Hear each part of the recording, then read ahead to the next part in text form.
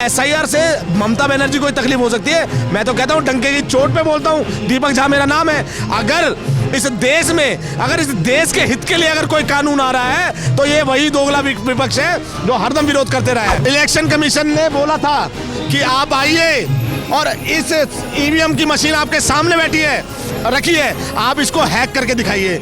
Election होने के बाद 45 दिन तक आप ऑब्जेक्शन कर सकते हो, मगर क्या कोई विपक्ष गया? नहीं गया। ये सब एक नैरेटिव सेट करना चाहते हैं इस देश के ऊपर। महिला मुख्यमंत्री होते हुए आप एक लड़की के साथ जब दुर्गापुर में, तो आपकी ये स्टेटमेंट होती है कि लड़कियों को 12:30 बजे घर से बाहर नहीं निकलने देना चाहिए। सुप्रीम कोर्ट बोलता है कि दुर्गापुर में जो लड़की के साथ हुआ उस बार में आपने ना तो चार्जशीट सही से बनाई।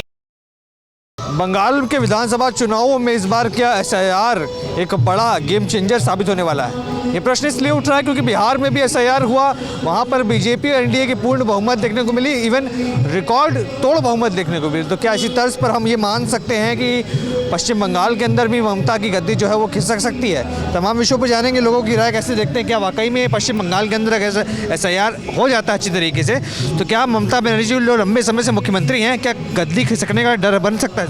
चूहे निकल के भागने लगे हैं। जो दोगले तार फान के आ रहे थे ना, अब उन्हें पता है कि भारतीय जनता पार्टी ने और जो इलेक्शन कमीशन ने, इसमें भारतीय जनता पार्टी का तो रोल नहीं है क्योंकि इलेक्शन कमीशन द्वारा SIR कराया जाता है और SIR पहली बार नहीं हो रहा है, SIR बहुत बार करवाया जा चुका है। और इस बारी इनके मिर्च इसलिए लग रही है क्योंकि इस बारी जो इलेक्शन कमीशन ने सीरियस वे में जो इलेक्शन कमीशन जो छटनी चालू करी है, आप देखिएगा निश्चित तौर पर बिहार में भी 65 लाख वोटरों के वोट कटे थे। वो कौन लोग थे? वो लोग थे जिनकी एग्जिस्टेंस एक जगह से दूसरी जगह पे बनती है, या जो मृत्यु हो गए थे।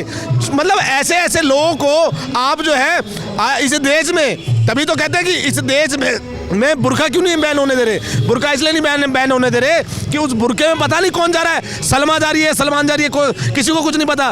तो SIR से ममता बनर्जी को ही तकलीफ हो सकती है। मैं तो कहता हूँ डंके की चोट पे बोलता हूँ, दीपक झा मेरा नाम है।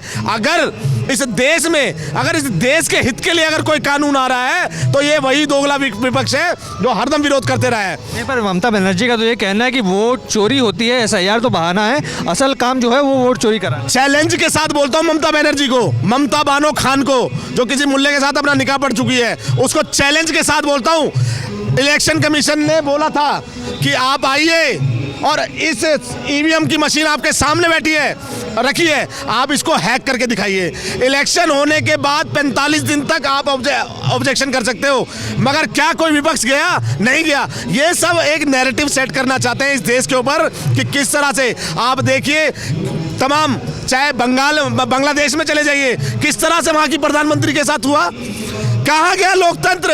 ये वही लोकतंत्र को यहाँ पे मरना चाहते हैं। उस महिला को तो जब भगाया गया, आज भारत में शरण ना मिलती तो पता नहीं उसके साथ क्या होता। उसकी तो चड्डी बनियान तक ये मुल्ले लोग जो है वो कर गए। तो आप क्या करेंगे? लोकतंत्र की असली परिभाषा और सेक्युलरिज्म की असली परिभाषा देखनी है तो भारत में आइए। पर ममता बनर्जी भी कहीं ना कहीं अब सेक्युलरिज्म की ही बात कर रही है, वो तो महाकाल मंदिर बनाने की भी बात कर रही है। वो बनाए, कोई दिक्कत नहीं है, मगर ये अभी क्यों याद आया? ये वही ममता बनर्जी थी जो रामनवमी की यात्रा नहीं निकलने देती थी, जिसको राम के नाम से तकलीफ होती थी, जो कहती थी मुर्शिदाबाद की घटना के बाद बोलती थी कि अगर कुछ ऐसा किया तो अल्लाह तुम्हें माफ नहीं करेगा। आज वहाँ पे देखिए, जब मुर्शिदाबाद की घटना होती है तो मैं मानता हूँ कि वहाँ पे ममता बानो खान का विफलता देखिए कि पुलिस वाले बोलते रहे कि भाई हमें आप ऑर्डर दीजिए, हम प्रोटेक्ट करेंगे। वहाँ पे लोग हो रहे हैं, घर तोड़े जा रहे हैं, मूर्तियां खंडित करी जा रही है। आपने महिला मुख्यमंत्री होते हुए आप एक लड़की के साथ जब दुर्गापुर में, तो आपकी ये स्टेटमेंट होती है कि लड़कियों को 12:30 बजे घर से बाहर नहीं निकलने देना चाहिए। जिस भारत में आज महिलाओं को 50% भागीदारी देने की बात होती है, वहाँ एक शर्मनाक बयान ऐसा मुख्यमंत्री का। सुप्रीम कोर्ट बोलता है, भैया सुप्रीम कोर्ट बोलता है कि दुर्गापुर में जो लड़की के साथ हुआ उस बार में आपने ना तो चार्जशीट सही से बनाई, आपने जो मुजरिमों को जो प्रोटेक्ट किया, आप क्या साबित करना चाहते हैं? तो क्या लगता है कि ममता बनर्जी के खिलाफ क्या विपक्ष या बीजेपी के पास कोई बड़ा चेहरा है जो सामने मैदान में उतरे? और क्योंकि बंगाल की जनता भी तो जानना चाहेगी कि ममता नहीं तो कौन? शुभेंदु अधिकारी जी हैं वहाँ पे, हरदम वो जो है हिंदुओं के लिए लड़ते रहते हैं, चाहे कोई सी बात हो। आप मुर्शिदाबाद में भी शुभेंदु अधिकारी जी बहुत, ममता बनर्जी के ही पुराने साथी रहे हैं। कोई दिक्कत नहीं है, जो हिंदुत्व की बात करेगा वही देश पे राज करेगा। आप मुझे बताइए, अगर कोई मुल्ला जो आज पहले भारत में जिन्होंने तलवार के नोक पे सलवारें पहन ली थी, आज अगर वो कहता है कि भाई मैं हिंदू धर्म में दोबारा आना चाहता हूँ, तो स्वागत है उसका। मगर शुभेंदु अधिकारी जी परफेक्ट कैंडिडेट है, और देखिएगा एसआईआर के माध्यम से सारे चूहे को खदेड़ने का काम करेंगे, और फिर वहां पे बंगाल में भी भगवा भगवा होगा।